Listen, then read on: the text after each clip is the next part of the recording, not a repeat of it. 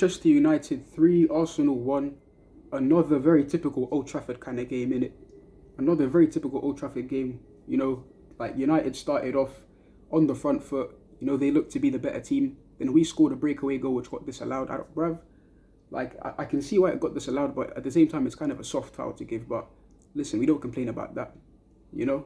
Then United, like, sort of pedaled back a bit, you know? We started to take charge of the game. You know, we started to take charge, bruv. We actually looked good.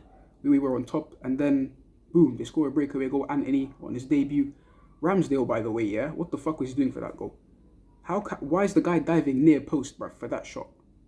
I'm sorry, any keeper would actually, like, would easily close down that angle and save it, bruv. Ramsdale dived near post for a shot that was only ever going to go back post. Antony finished it there. And from then, we still dominated the ball. We still dominated the ball, bruv. Second half came, we started on top. United had nothing, bruv. They were chasing shadows. We were bopping it around, playing good football. Then, inevitably, our equaliser came when we were on top, Bukayo Saka. When we scored that, I was thinking, right, cool. We got what we deserved. We got the equaliser. Now stay in the game. Don't switch off. What the fuck do we do? Switch off straight away. One ball through to Rashford, who runs in behind, and in Marcus Rashford fashion, scores, bruv. These balls in behind to Rashford, like, it's cash money, bruv. He's always, that's the only way this guy ever scores. You saw it against Liverpool, bruv. Against those high lines. Today we played a ridiculously high line for United to exploit. That's how they hurt us. Because in other departments, these men had nothing else. Today, yeah, I am genuinely I'm not even joking. The performance today was one of the best I've ever seen at Old Trafford. Dominant performance from us. Absolutely dominant.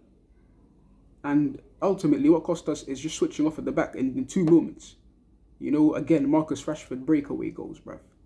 Like, I don't understand. Like, how can we go there, play so well, and still lose? We didn't deserve to lose today. Let's be real, we didn't deserve to lose.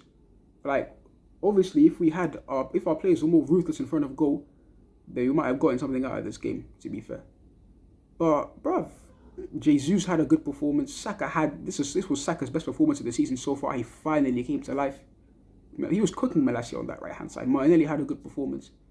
But, we just lacked that clinicality in front of goal. Odegaard frustrated the shit out of me today in goal-scoring positions. He had that one chance in the second half. Jesus played a lovely square ball to him. He scuffed the shot. Bruv, in moments like these, in away games and against big teams, that's how you decide games, bruv. That is how games are decided. Through moments like that. United had their moments. They took their chances. Boom, boom, 3-1. When we went 2-1 down, I was like, why? Literally, that was against the run of play. We did not deserve to go 2-1 down at all. I was like, cool, let's just get back in the game. But then we went 3-1 down, bruv. And then that was when it was game over. And what also cost us the game today, the fact that Arteta, yeah, made 3 subs at the same time, bruv. The whole momentum died then. The whole momentum died. Because when we had all the players on the pitch, the chemistry was there. You could see it. Like, the understanding between the players, like, all of a sudden we were bopping it around, playing good football. Like, we looked good as a cohesive unit. The momentum was on our side. Even at 2-1 down, we still could have gone and made it 2-2 with the momentum that we had. Easily. But then those subs came on, all of a sudden, 3 different players on the pitch. Things are looking a bit different. And then United, again, straight away, win the ball. One ball through. I mentioned that goal, like, plenty of times, man. It's a joke. It's a joke, man. The performance, like, I'm not angry about the performance. Like, today is just one of those days.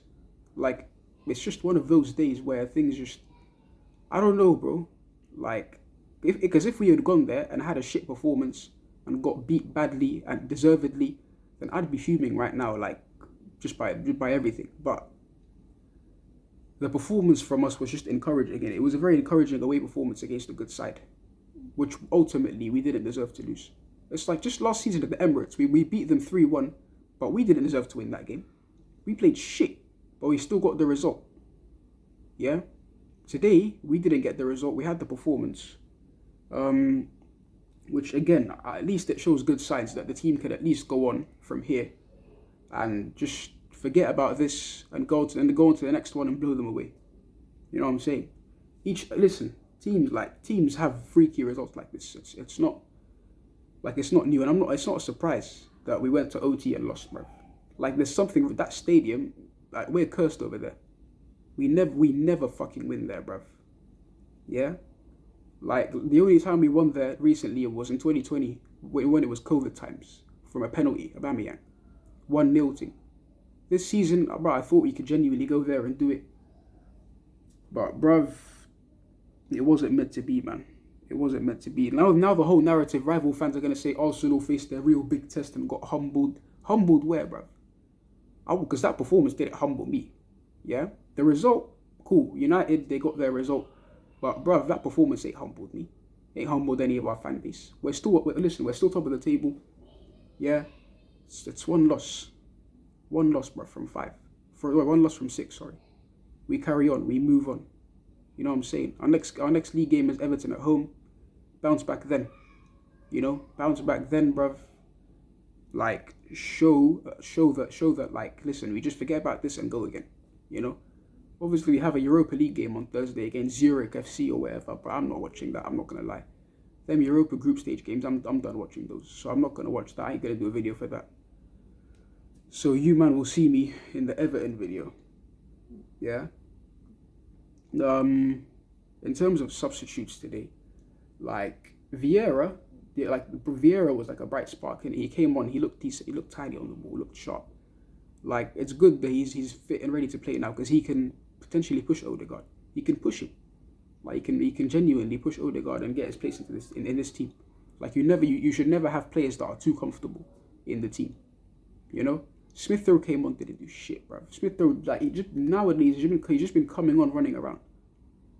Literally, like from when Odegaard got subbed off, yeah, the midfield like looked exposed, completely exposed defensively, because we at least had Lokonga and Xhaka in the pivot who could at least protect the back four. But Lokonga came off, even Odegaard came off, who like kept, he's the one that kept the ball ticking in the midfield, and we completely lost the midfield battle then.